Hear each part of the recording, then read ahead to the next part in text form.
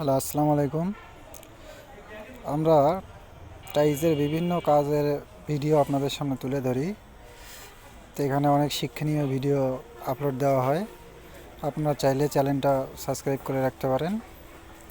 আমাদের এখানে প্রতিনিয়ত টাইলসের ভিডিও ছাড়া হয়।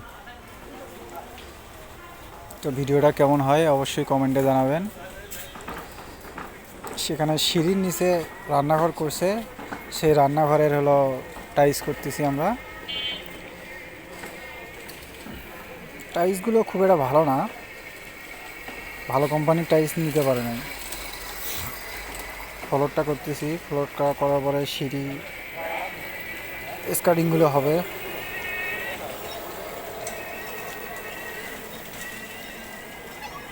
ভিদি অন্তরে প্রেম দিয়া।